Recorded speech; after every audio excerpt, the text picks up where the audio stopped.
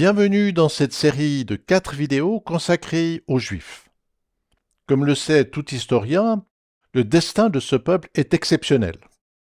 Cela se vérifie par le fait que la plupart des nations et des empires de l'Antiquité ont disparu et se sont dilués. À l'inverse, et bien qu'attaqué par de puissants adversaires, le peuple juif a survécu et a traversé des millénaires. Ses capacités à résister sont mystérieuses. Par ailleurs, les Juifs se distinguent aussi par les immenses richesses qu'ils ont données au monde. La Bible, qui a été écrite et transmise par ce peuple, est le plus grand best-seller mondial. C'est aussi le livre qui a le record du plus grand nombre de traductions. La totalité ou des parties de ces textes sont disponibles dans plus de 3600 langues, et ce chiffre continue de progresser. La célébrité de la Bible vient des richesses qu'elle apporte.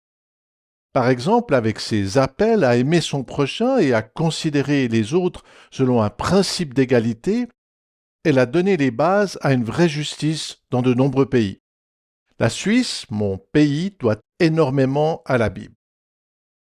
Les Juifs se distinguent aussi par leur intelligence. Ainsi et proportionnellement, ils ont le plus grand nombre d'artistes, de génies et de scientifiques.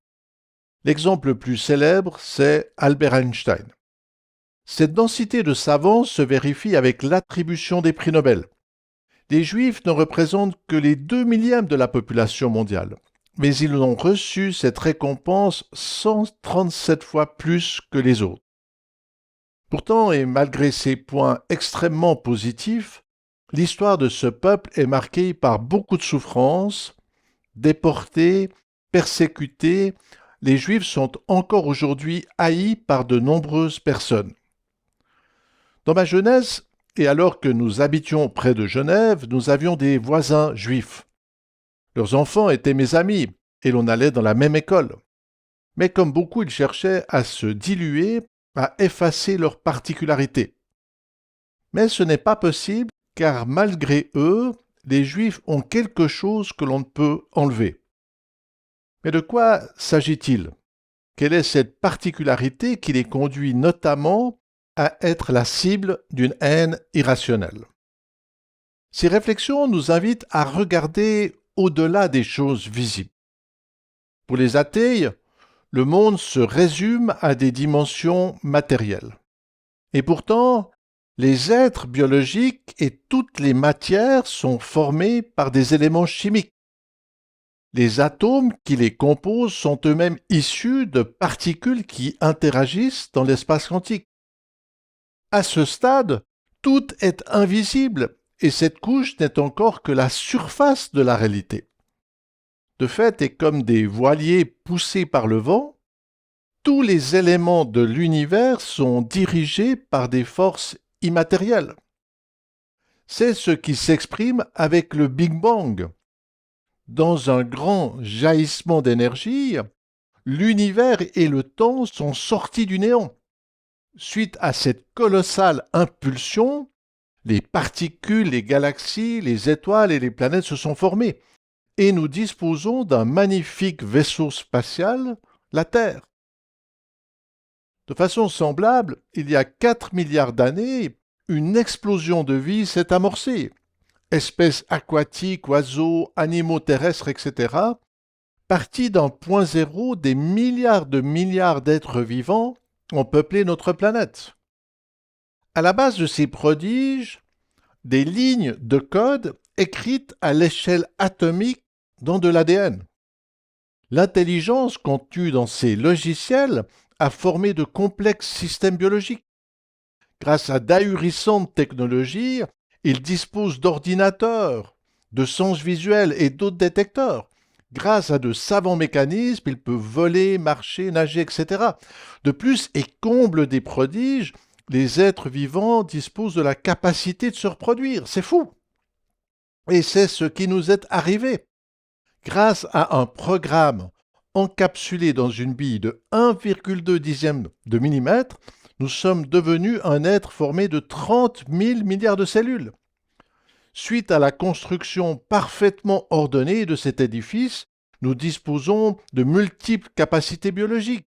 C'est inouï, nous sommes le résultat d'une multiplication de 30 000 milliards. L'univers, la vie, notre vie, ces passages du néant à la complexité ne sont pas issus du hasard. Ils accomplissent un projet.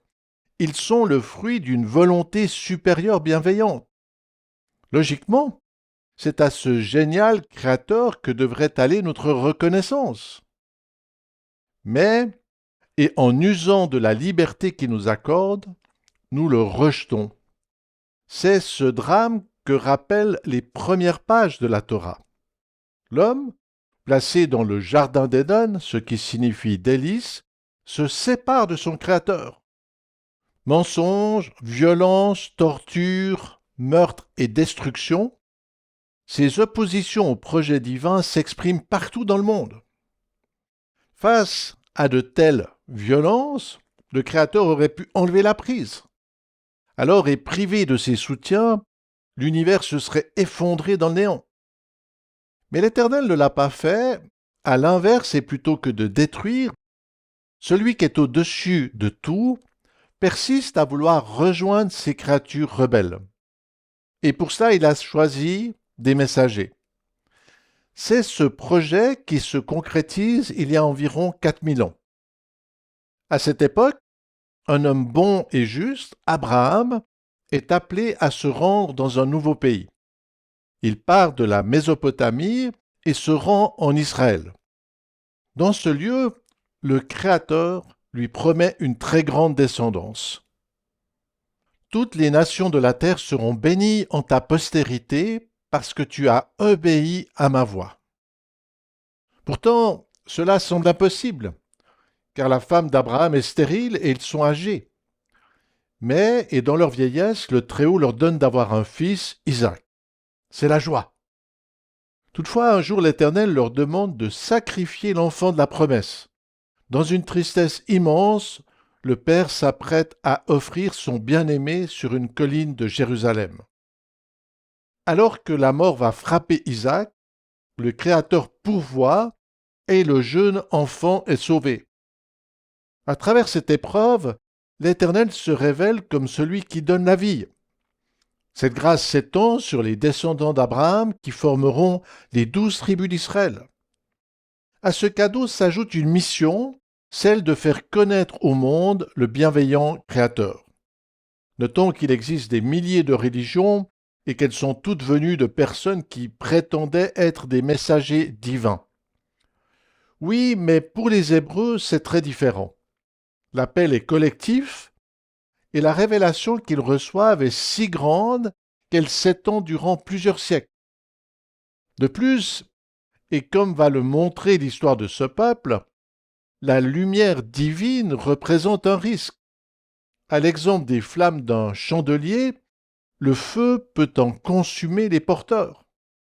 De fait, comment ces messagers imparfaits vont pouvoir supporter la sainteté brûlante de l'Éternel? Et cela ne tarde pas.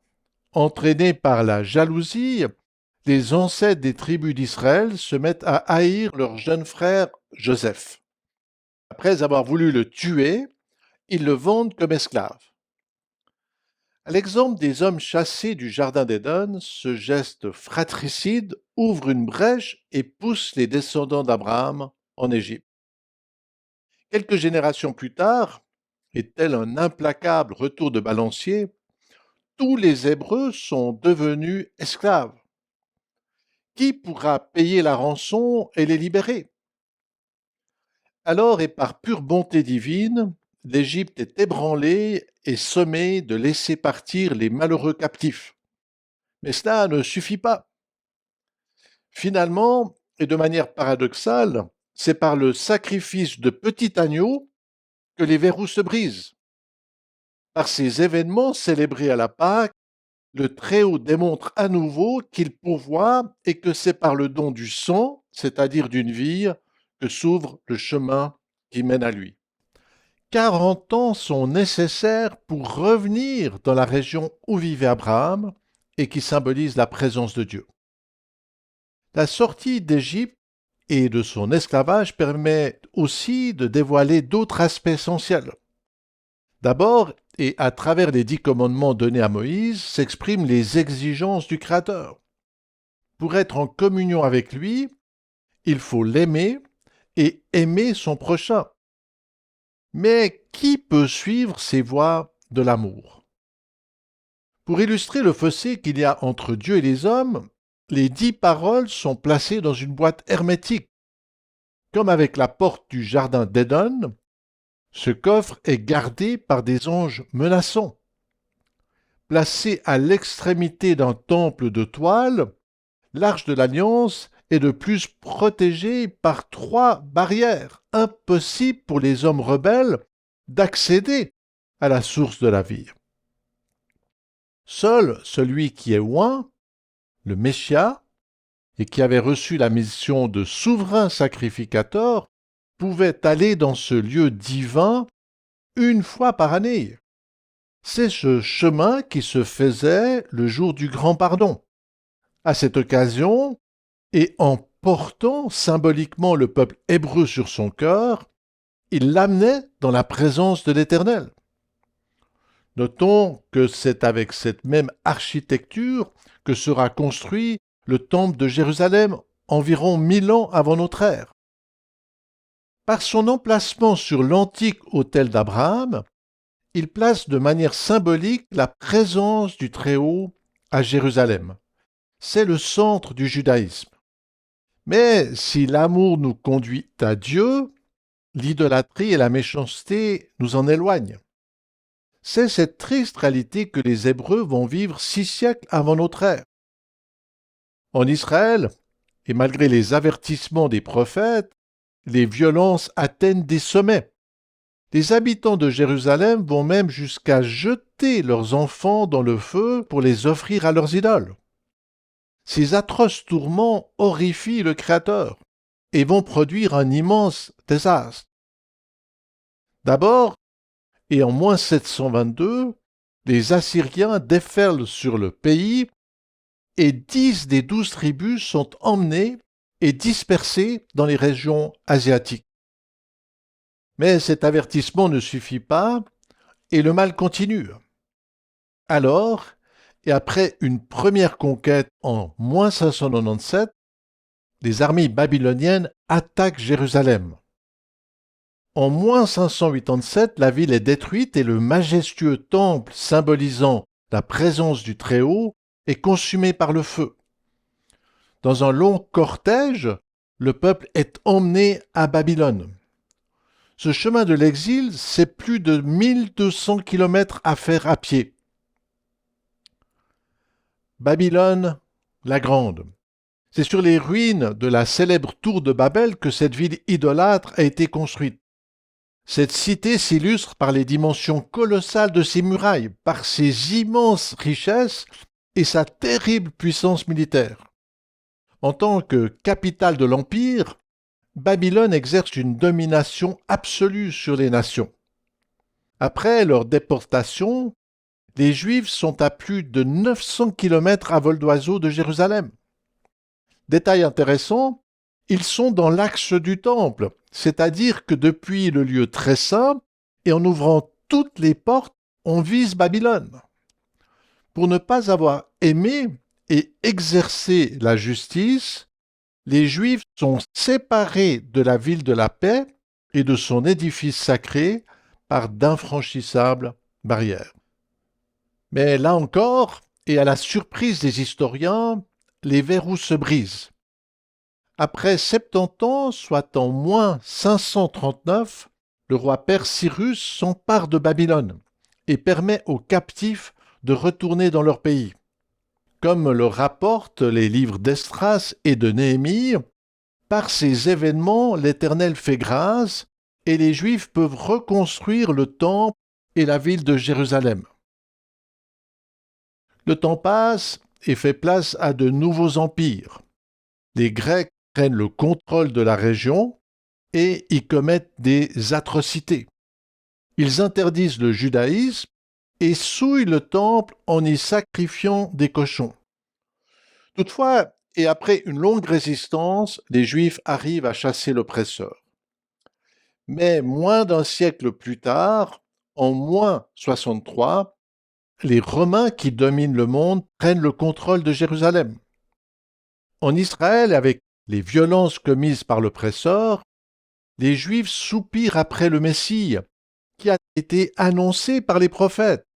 À l'exemple du roi David, la nation attend un libérateur. Un jour, et comme l'avait annoncé Michée, un enfant naît à Bethléem. Notons que c'est dans ce lieu qu'était placé le tombeau de Rachel, la femme de Jacob, le père des 12 tribus. C'est aussi dans ce village qu'était né le roi David. À l'âge de 30 ans, l'homme appelé Yeshua entre dans sa vocation, il annonce la bonne nouvelle, guérit les malades, libère, ouvre les yeux, délivre les malheureux et apporte la grâce. Ce sont ces actions rédigées par les Juifs que nous rapportent les 4 évangiles. Mais après 3 ans, et dans la période de Pâques, celui que de nombreux Juifs considèrent comme le Messie est crucifié. Oui, le Messie doit venir pour établir son règne. Mais avant cela, et à l'exemple d'Aaron, son onction vise à ouvrir les barrières. Souverain sacrificateur ensanglanté et portant les hommes sur son cœur, le Messie, c'est aussi l'agneau qui se donne pour offrir le grand pardon, le Yom Kippour. Mais qui va comprendre ces choses et les croire? Beaucoup de gens, et notamment les autorités religieuses, les refusent. Ce rejet est dramatique car en l'an 70, soit exactement 40 ans après que le Christ ait pleuré sur Jérusalem et annoncé sa destruction, les Juifs qui s'étaient révoltés contre les Romains en mesurent la fureur. Les légions pénètrent dans la ville et brûlent le temple. C'est un massacre, et les survivants sont déportés à Rome et dans son empire. Cette célèbre fresque située sur l'arc de Titus à Rome montre les soldats emporter la grande menorah qui était dans le temple. En Israël, une tentative de chasser l'envahisseur menée 60 ans plus tard connaît le même sort. Près de 1000 villages sont rasés et des centaines de milliers de Juifs sont tués ou réduits à l'esclavage. Par ailleurs, ils ont l'interdiction, sous peine de mort, de revenir à Jérusalem. En tant que Juifs, on doit se poser cette question. Pourquoi le temple de Jérusalem a-t-il été détruit après la venue du Christ? Est-ce une coïncidence? Depuis ce tragique événement, et durant plusieurs siècles, les Juifs ont vécu un exil comparable à celui de Babylone. Privés de leurs terres et du temple, ils ne pouvaient plus accéder au lieu que le Très-Haut avait donné à Abraham. C'est cette colossale tension qui s'exprime dans la célèbre prière des Juifs exilés l'année prochaine à Jérusalem. C'est un cri de souffrance et dans notre prochaine vidéo, nous parlerons des terribles cruautés et injustices subies par ces exilés. Une mise en lumière indispensable pour comprendre le destin des Juifs et de notre monde. Alors, à tout bientôt pour la suite.